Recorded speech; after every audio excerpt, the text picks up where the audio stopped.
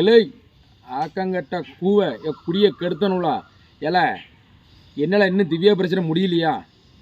ஏழை திருப்பி திருப்பி இந்த மாதிரியே பண்ணுதியோ? கொஞ்சமாவது உங்களுக்கு அறிவு இருக்கா? அறிவு மயிறு முட்டா மூதேவியா சும்மா சும்மா வந்து உள்ள கமாண்டை போட்டுக்கிட்டு ஏன் வேலு திவ்யா வந்து ஜெயிலேருந்து எப்போ வெளியே வருவா எனக்கு சீக்கிரம் பதிலை சொல்லுதில்ல.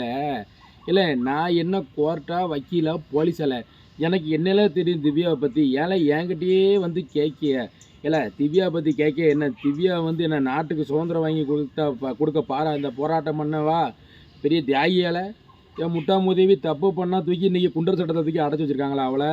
அந்த காவோ காயத்தி அந்த சித்ரா 4 பேர்த்துக்கு அடைச்சி உள்ளே வச்சு போக்சோலேருந்து குண்டர் தரப்பு சட்டத்தில் கொண்டு வந்து போட்டிருக்காங்க.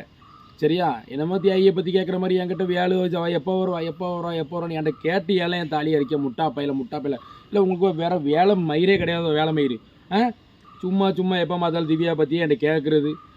நான் என்ன உள்ளேயால போய் பார்த்துக்கிட்டு இருக்கேன். அவளை போய் என்ன பண்ணதா எப்போ வெளியே வருவான்னு? இல்லை குண்டாசில் போட்டால் 1 வருஷம் ஜாமீன் கிடையாது சொல்லுவாங்க.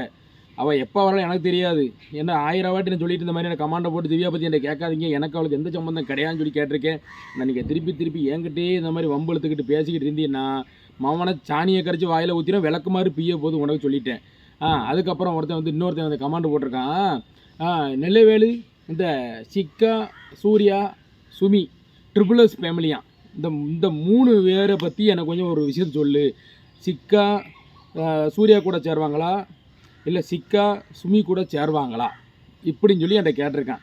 இல்லை இது எனக்கு இப்போ ரொம்ப தேவையால நான் என்ன கேட்கேன், முறைப்பிரகாரம் தாலி கட்டின பொண்டாட்டி யாரோ அவங்க கூட தான் வந்து சட்டமே சொல்லியிருக்கு சேரணும் அப்படின்ட்டு.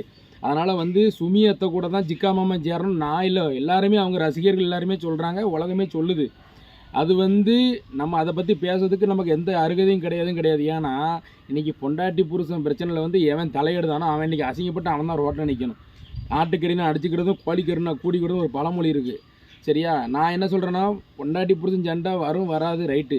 அவங்க இதுக்கு முன்னாடி 3 பேரும் ஒன்றா தான் இருந்து கூட கட்டில் இருந்து கூட வீடியோ போட்டுக்க நான் பார்த்துருக்கேன். ஆனால் இப்போ அவங்களுக்குள்ள ஒரு அண்டர்ஸ்டாண்டிங் இல்லாமல் மாறி சக்காலத்தி சண்டை அந்த சண்டை இந்த சண்டைன்னு ஒரு சண்டையாக மாறி வந்துக்கிட்டு இருக்குது. நமக்கு இது தேவையில்லைல்ல. யார் எப்படியும் போகிறாங்க, புருஷன் முன்னாடி அடிச்சுக்கிறாங்க குடிக்கிறாங்க. அதை பற்றி என்கிட்ட கேட்காதீங்க தயவுசெய்து சொல்கிறேன் நண்பர்களே. சரியா? ரைட்டா? எனக்கு கமாண்டு போட்டினா விளக்கு மாதிரி பிய்யும்ல முட்டா மூதேவி எவனா கமாண்டு போட்டு இந்த மாதிரி கேட்காதீங்க. சாணியை கரைச்சி வாயில் ஊற்றிடுவேன் பார்த்துக்கோங்க.